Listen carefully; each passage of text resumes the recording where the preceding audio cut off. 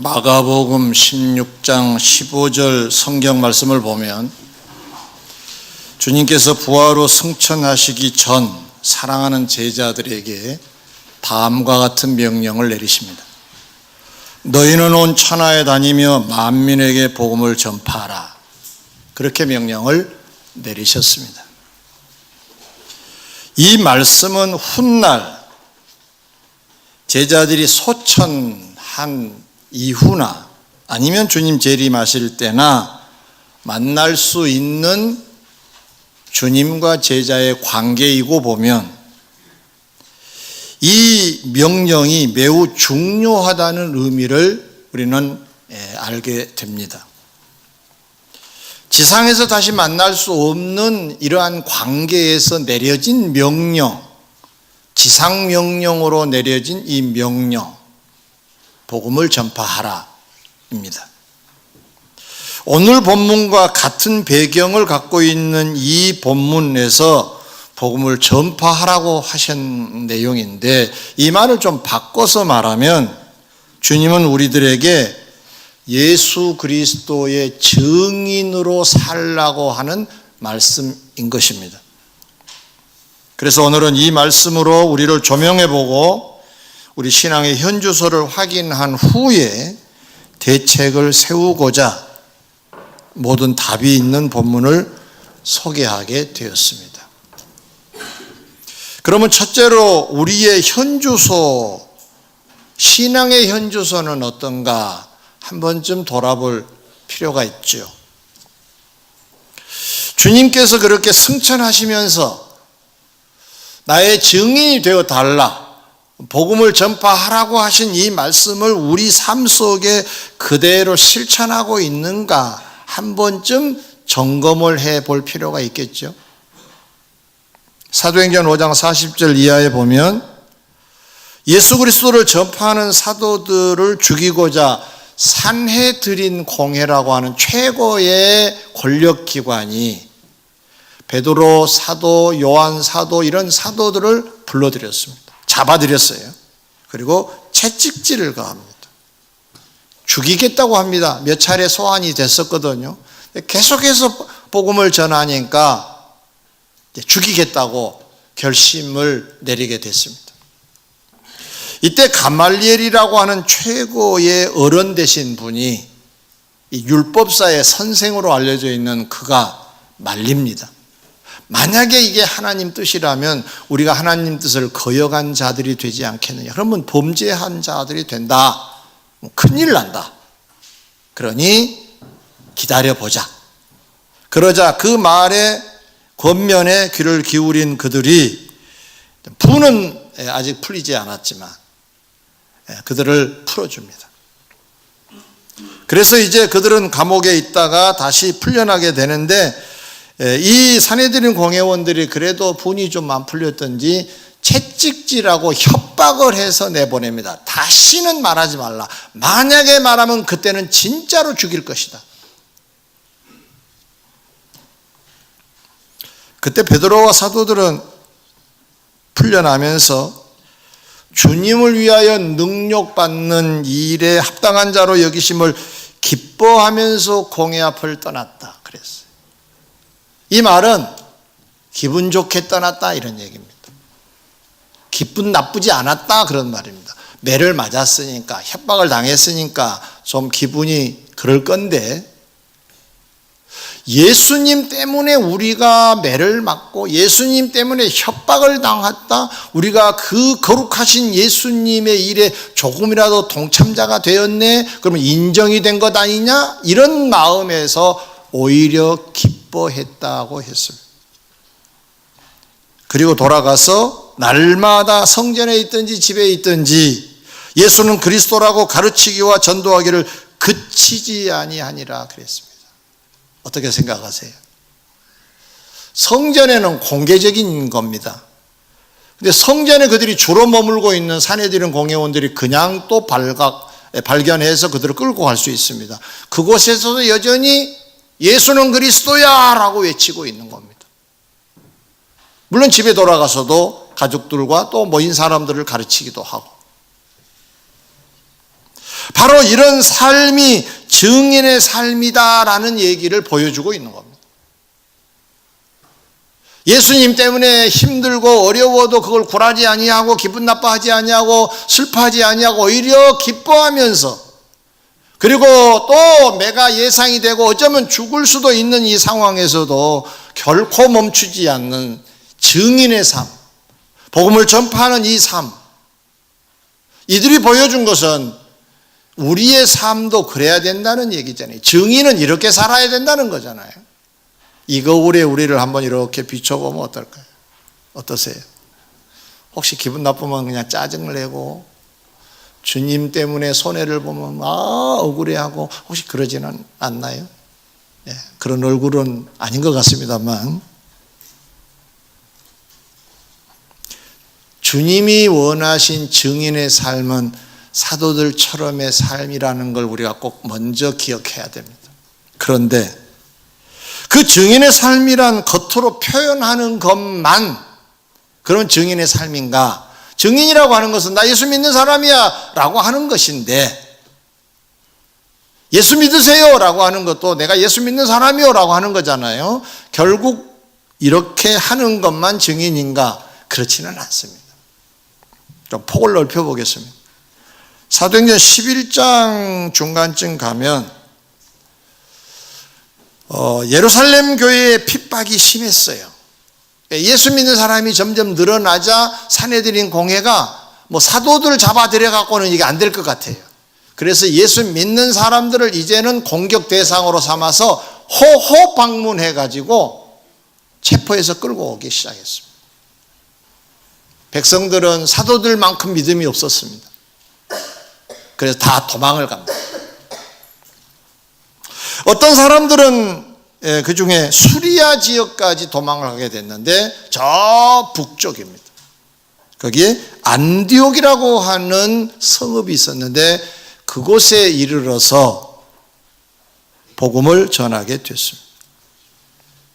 근데 그들이 좀 특별했던 것은 유대인들만 상대한 일반 전도자들과는 달리 이방인들에게도 복음을 전했습니다.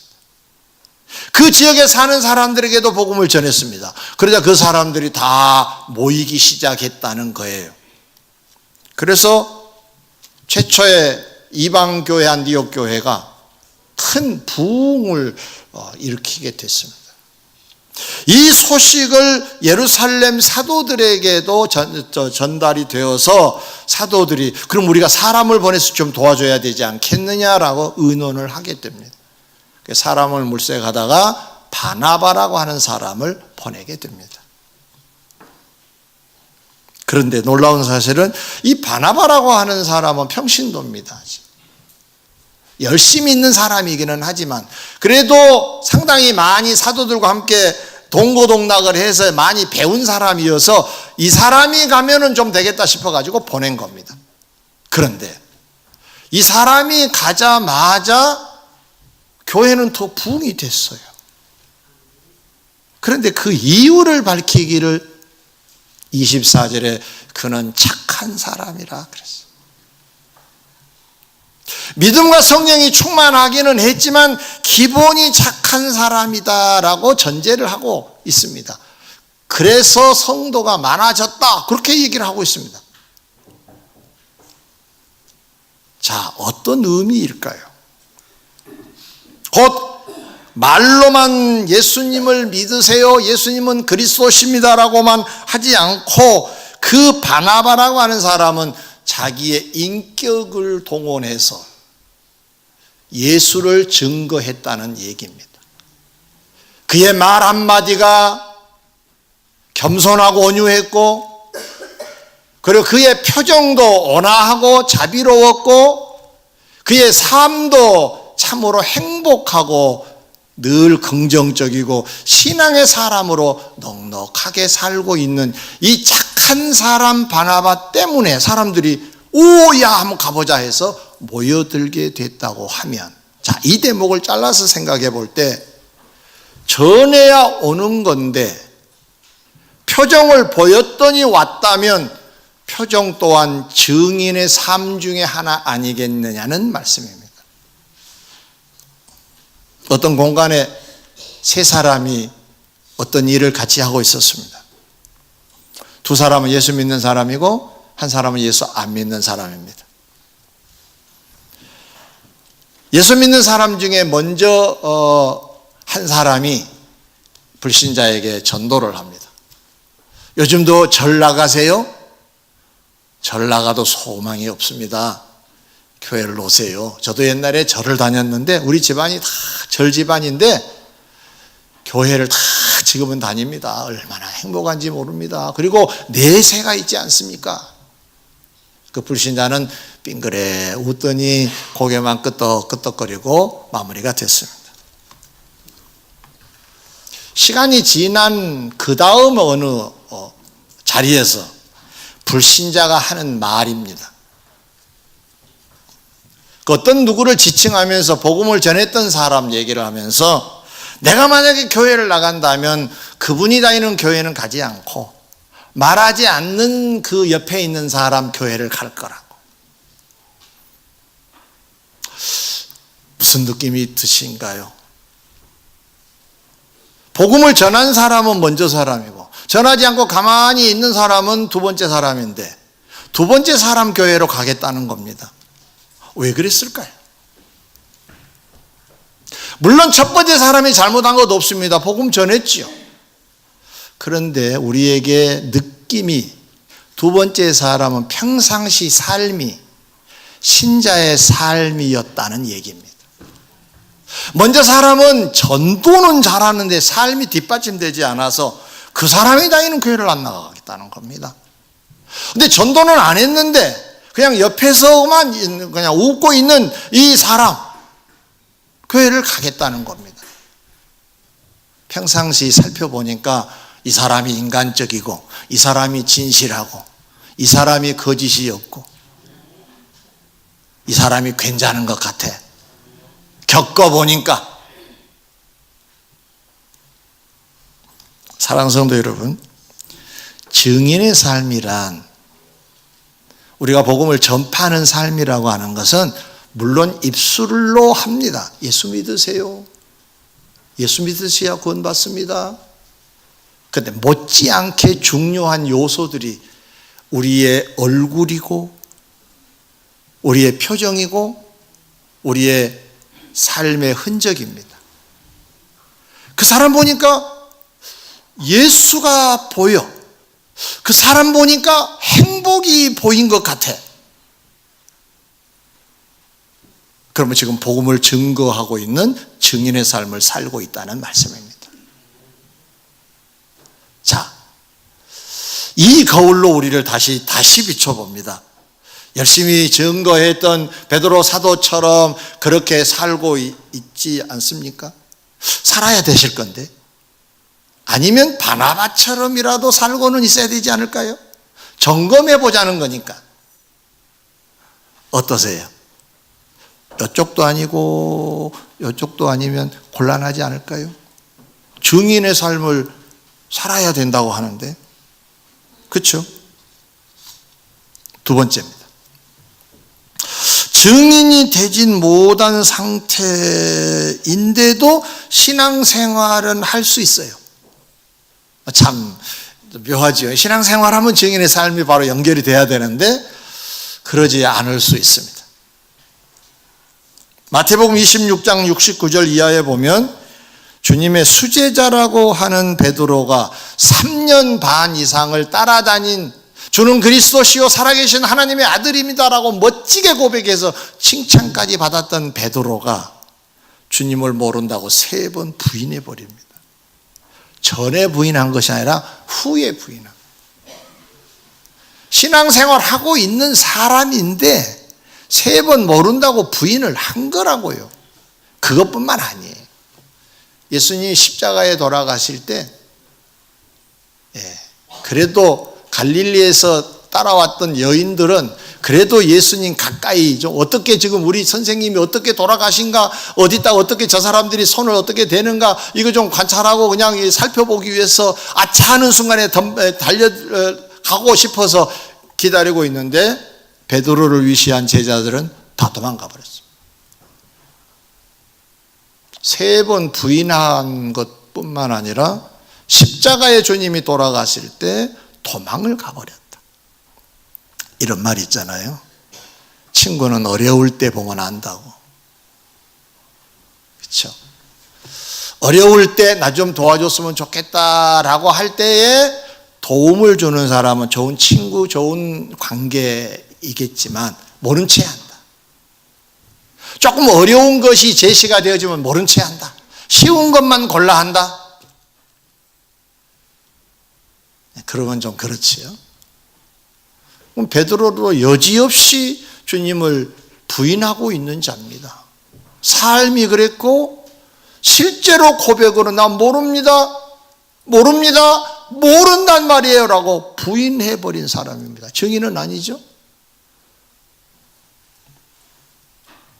왜 그랬을까요? 무서웠던 거죠. 예수님처럼 죽을 수도 있다고 판단했기 때문에 무서웠던 겁니다. 그 무서우니까 안 잡히려면 도망가는 길밖에는 뭐 있겠습니까? 나 예수 모른다 해야 지금 예수님이 법정에서 신문을 받고 계실 때 거기에 같이 가지 않을 거 아니에요. 그래야 멀리서 볼 거 아니에요. 무서웠던 겁니다. 주님의 진단으로 말씀을 드리면 예수님을 증거할 만한 힘이, 능력이 없었던 겁니다. 난 죽어도 좋소! 라고 할 만큼 뛰어난 힘이 나에게 있었던 건 아닙니다. 없다 보니까 힘들 것 같으니까 주저앉아 버리고 포기하고 물러서.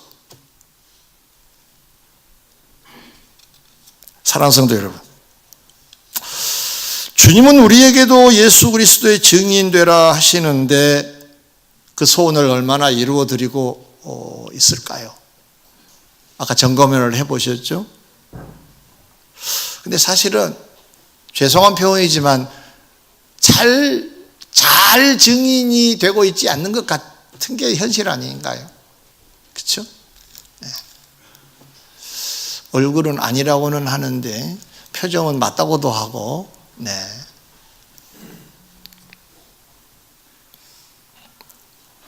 그런데 이 상태로 머물러 있으면 안 되어서 오늘 말씀을 드린 겁니다.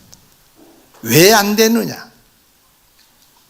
누가복음 12장 8절 이하에 주님이 이런 말씀을 한번 하세요.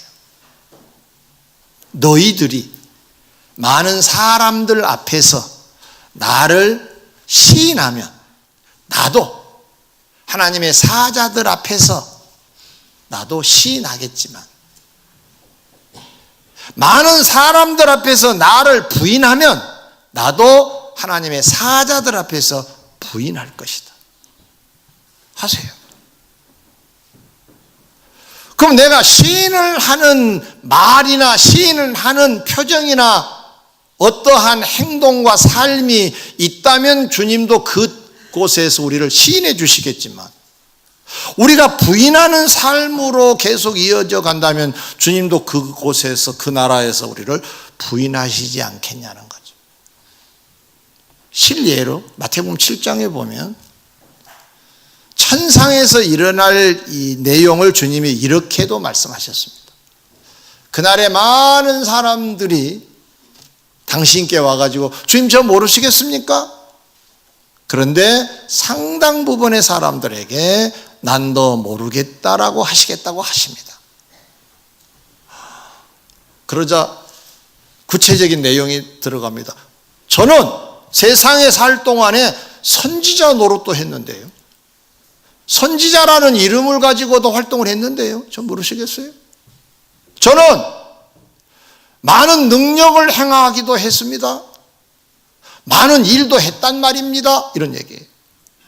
근데 웬일인지 주님은 난 넌 모르겠다고 하시는 거예요. 왜 그러실까요? 하나님 말씀에서 벗어나 있는데 하나님 말씀을 가지고 산척했던 사람들이겠지요. 그 중에 오늘 우리가 지금 진단하고 있는 시인의 삶을 살지 않는 부인의 삶을 산 사람들이 아닐까요? 그러니까 부인해버리면 안 된다 그 말입니다. 그동안에 수고 많았다라고 하는 대상이 되셔야지 나 너 모르겠다, 도무지 모르겠다라고 해버린다면 정말로 슬픈 인생 아니겠냐는 거죠. 그게 끝인데, 그게 다시는 없는데.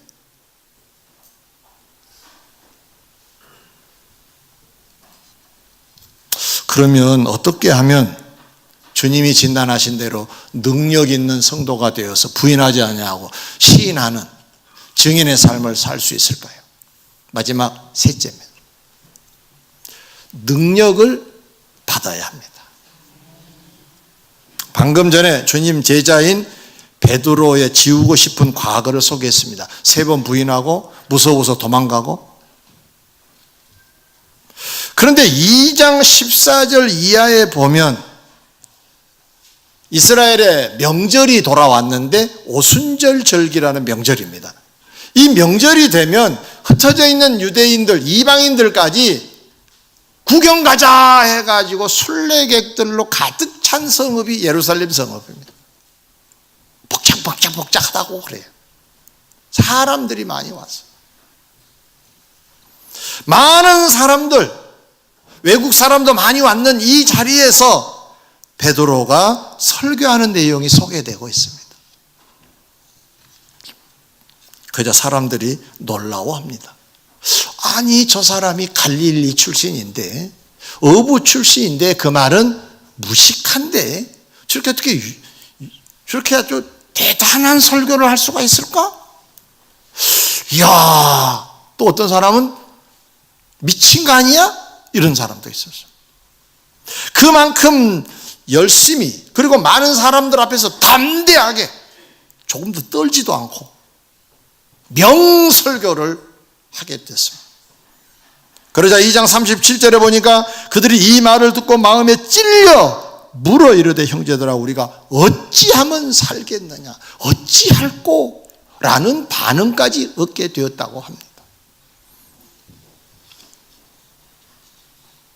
뿐만 아니라 4장 1절 이하에 보면 증인의 삶을 살고 있는 베드로와 요한을 산헤드린 공회가 붙잡아 가서 경고하기를 예수 그리스도 증인이 되지 말라고 했었을 때 그때 뭐라고 말하느냐? 19절 20절에 베드로와 요한이 대답하여 이르되 하나님 앞에서 너희의 말을 듣는 것이 하나님 말씀을 듣는 것보다 옳은가 판단하라. 우리는 보고 들은 것을 말하지 아니할 수 없다.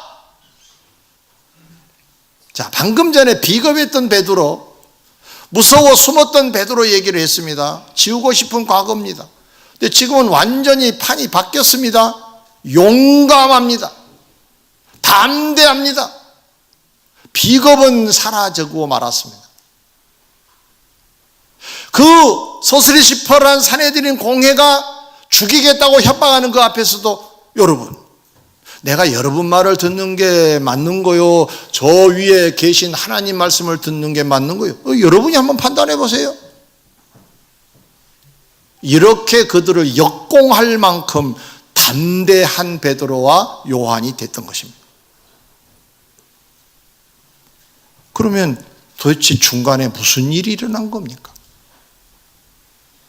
성경식으로 말하면 마태복음 28장에서 부인한, 27장에서 부인한 그 참 모양새 별로 좋지 않는 그 마태복음의 사건, 지우고 싶은 이 사건이 마태복음 마지막 부분에 있는데 2장에서 이랬다고 하면은 1장에서 뭔가 문제가 벌어졌을 거라는 거죠.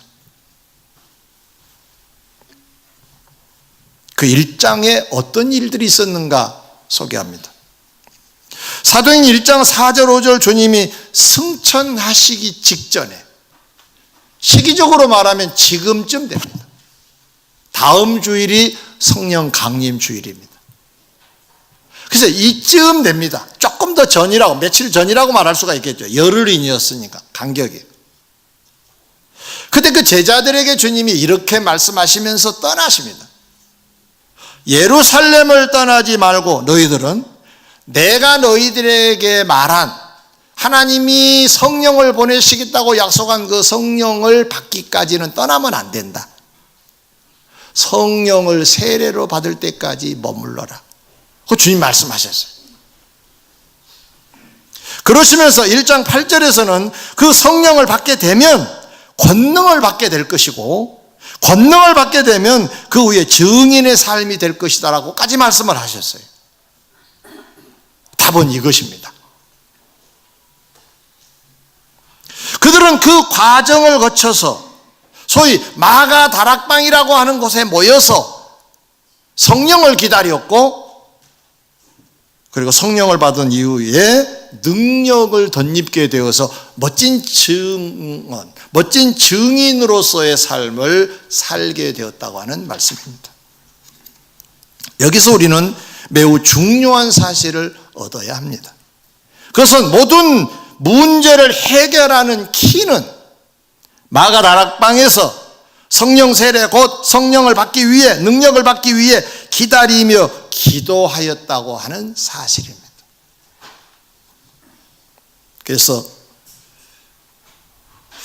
나도 여러분과 함께 그러면 좋겠다 하는 마음이 간절해서 제목을 다시 마가 다락방으로 가자라고 정했습니다. 제목만 시작.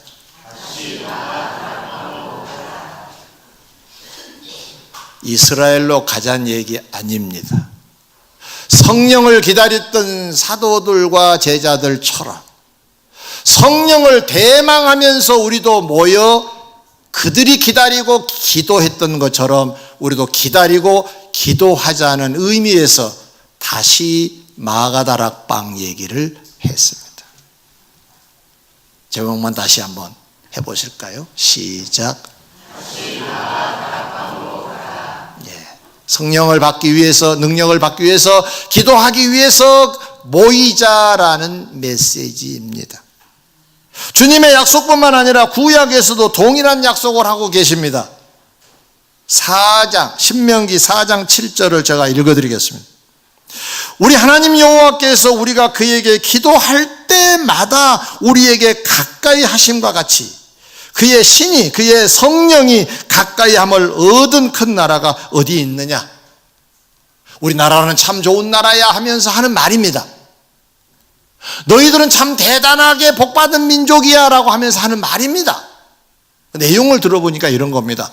하나님은 어떤 분이냐? 그분께 기도를 하면 가까이 오시는 분이라는 거예요. 그분께 기도하면 하나님께서는 성령을 보내시겠다는 말씀입니다. 할렐루야. 여러분 잘 들어보세요. 내가 기도를 하지 아니하면 하나님이 여기 계셔도 안 도와주십니다. 기도한 자에게 도움을 주십니다. 왜 그러느냐? 제가 이유를 밝혀드립니다. 하나님은 약속을 하셨어요. 기도한 자에게 도움을 주시겠다고. 그런데 기도를 안 해. 그런데 어떤 어려움을 만나니까 그냥 하나님 와서 막 도와주셔. 그럼 하나님은 거짓말쟁이가 되어버립니다. 앞에 하신 말씀이 거짓말이 되어버립니다. 하나님은 속이 쓰리시더라도 기다리고 계세요. 기도할 때까지. 이건 무섭고 놀라운 말씀입니다. 실제로요, 영국에서 일어난 일인데요. 전쟁이 있어서 한 청년이 전장에 나갔습니다. 포화 속에 밥도 먹어야 되고 잠도 자야 됩니다. 그런데 이 청년이 저녁 10시쯤만 되면 평안해지는 거예요. 불안하지 않고. 잠을 잘 수 있는 거예요. 이상하다. 왜 밤 10시만 되면 나는 평안해질까? 그전에는 불안해. 빵 하면은 그냥 혹시 여기에 포탄이 터질까 싶으니까 불안하고 초조한데 10시만 되면 사방에서 뻥뻥 소리가 나도 평안해지는 거예요. 전쟁이 끝나고 이제 다 돌아와서 집으로 돌아갔는데 어머니와 대화 중에 비밀을 알게 됐습니다. 그때 당시 그 어머니는 생활이 어려워서 일터에 나가서 일을 하다가 돌아와서 씻고 자기 전 10시쯤 되면 꼭 기도를 했다고 그럽니다. 하나님, 우리 아들을 지켜주세요. 지금 전쟁 중에 있습니다. 간절하게 기도를 했는데 그 기도가 있는 시간대부터 평안해지기 시작했다는 거예요. 할렐루야. 내가 기도가 어려우면 누군가의 기도가 있으면 그래도 다행입니다. 그러나 최고의 기도는 본인을 위한 본인의 기도입니다. 기도덕을 많이 보신 애국동포 여러분, 이제 여러분도 누군가에게 기도의 도움을 주셔야 할 때가 돌아왔어요. 언제까지 기도의 응원만 받고 사시겠습니까? 이제는 줄 수 있으셔야죠. 그런데 참 안타까운 분들이 어떤 분이냐, 본인도 안 하고 기도해 준 사람도 없으면 참 안타깝습니다.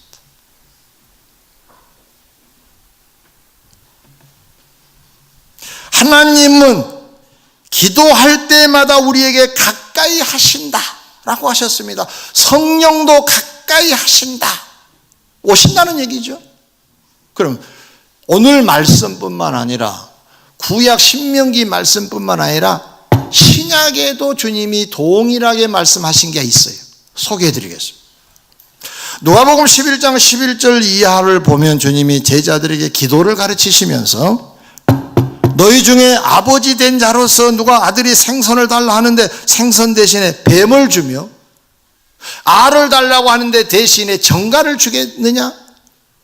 너희가 악할지라도 좋은 것을 자식에게 줄 줄 알거든 하물며 너희 하늘 아버지께서 구하는 자에게 성령을 주시지 않겠느냐? 이렇게 말씀을 하세요. 조금 풀어볼까요?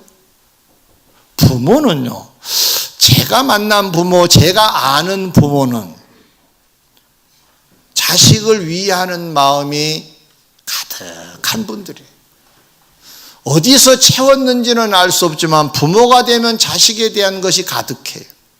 참 신기한 일입니다. 세대 차이가 나서 표현과 처신은 다를 수 있지만 그 중심 포인트를 보면 자식을 위하여 해요. 다른 거 없어요.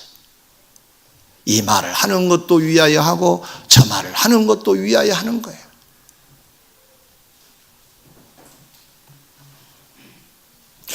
예수님도 지금 하신 말씀이, 자, 자식이 생선을 좀 먹고 싶다고 하는데 뱀을 잡아다 주면서 에라 여기 있다 그러게, 그러지 않죠.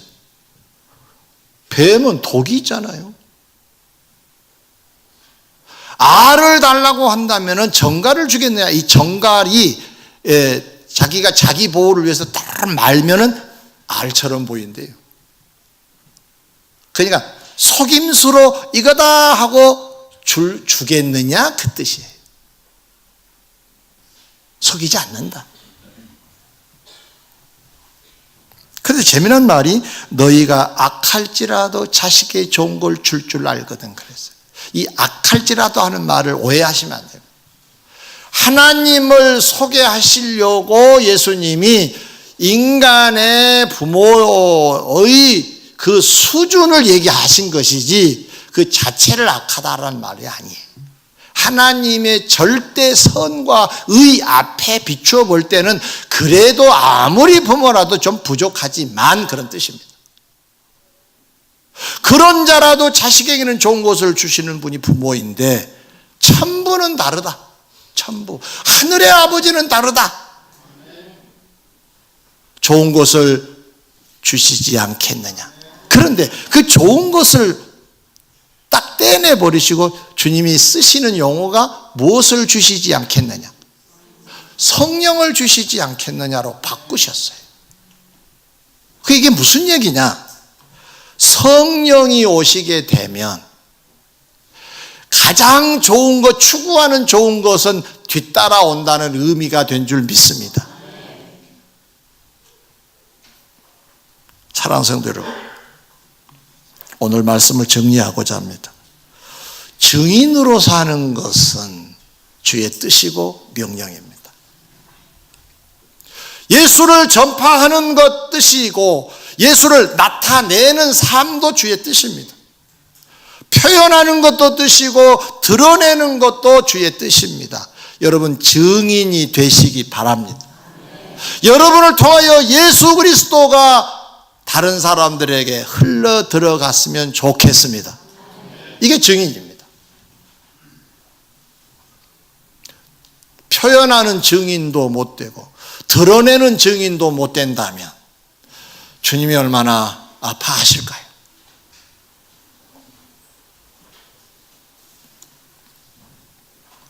그런데 그 증인이 쉽지 않다는 걸 우리가 베드로를 통해서 알 수가 있었어요. 베드로는 3년 반을 따라다녔지만 예수님을 부인해버리고 말았습니다. 무서워서 숨고 말았습니다. 그런데 베드로가 변한 데는 능력 때문이었습니다. 예수님도 말씀하시기를 성령을 받게 되면 능력을 힘있게 될 것이다 라고 말씀하셨기 때문에 능력이 없으면 부인하게 됩니다. 능력이 없으면 예수를 잘 나타낼 수 없습니다. 우물쭈물하게 됩니다.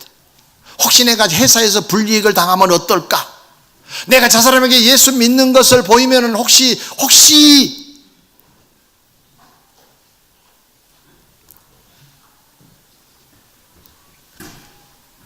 회사 생활할 때도 떳떳하게 나는 예수 믿는 사람이요, 나는 교회에 이런 직분을 가지고 있는 사람이라고 말하는 사람 있지만 말 못한 사람이 있습니다. 그건 힘이 없어서 그렇습니다. 그 생활이 굳어지면 주님도 다음에 우리를 부인하신다고 하시니 두렵지 않습니까? 그러면 어떻게 해야 할까요? 그 능력을 받기 위해서 어떻게 해야 될까요? 능력은 언제 오느냐? 성령이 충만할 때 능력은 오게 될 줄 믿습니다. 자, 여기서 교리적인 얘기 하나만 말씀드립니다. 우리는 예수님을 구주로 고백합니다. 아멘. 예수님을 믿으신 분만 아멘. 여러분을 위해서 십자가에 돌아가신 사실을 믿으시면 조금 더 크게 아멘. 우리는 성령을 받은 자들입니다. 고린도전서 12장 3절에 예수를 주로 고백한 사람은 성령에 의해서 한다라고 되어 있습니다. 이 말을 바꿔 말하면 성령으로 아니하고는 예수를 주라고 할 수 없다라고 되어 있습니다. 그럼 우리는 예수를 주라고 고백한 사람이니까 성령을 이미 받은 자들입니다. 그러면 받았는데 힘이 없다. 그건 맞습니다. 그럴 수 없어가 아닙니다. 맞아요. 그럼 뭐가 필요하느냐? 성령 충만이 필요한 겁니다. 성령을 받은 사람은 겨우 예수를 주라고 고백한 수준에 머물러 있습니다. 잘하면 시인하고 잘못하면 부인하고 왔다 갔다 합니다. 성령만 받으면. 그러나 충만히 받으면 달라집니다. 주님이 우리에게 원하신 것은 충만히 받기를 원하십니다. 그러면 마가다락방으로 다시 가셔야 합니다. 마가다락방으로 가셔야 합니다. 성령을 받기 위해서 기도하러 가셔야 됩니다. 그래서 제안합니다. 다음 주일이 성령 강림 주일, 때맞춰 우리도 성령을 충만하게 좀 받았으면 좋겠다는 마음으로 2주간을 월부터 금요일 새벽까지를 합심 기도회라고 하는 이름으로 모임을 갖겠습니다. 너무 멀리 떨어져 계신 분은 그곳에서 기도하시고, 가깝게 계신 오실 수 있는 분들은 오셔서 기도하셔야 돼요. 두 가지 목적입니다. 나의 능력 있는 신자가 되기 위하여, 교회가 능력 있는 교회가 되기 위하여. 아멘. 우리는 성숙하고 성장하자는 슬로건을 가지고 1년을 시작했습니다. 여기에 1조가 되어야 되겠다고 하신 분이나, 개인의 문제를 통해서 하나님 앞에 영광을 돌리고 있는 문제가 풀어지기를 정말로 원하는 분들 겸하여 마가다락방으로 다시 모이시기 바랍니다. 인사하실까요? 마가다락방으로 모이십시다.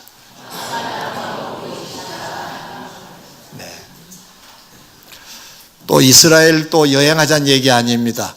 이곳에 모이자는 얘기예요. 그렇게 얘기하세요. 시작. 이곳에 모이자는 얘기예요. 기도하겠습니다.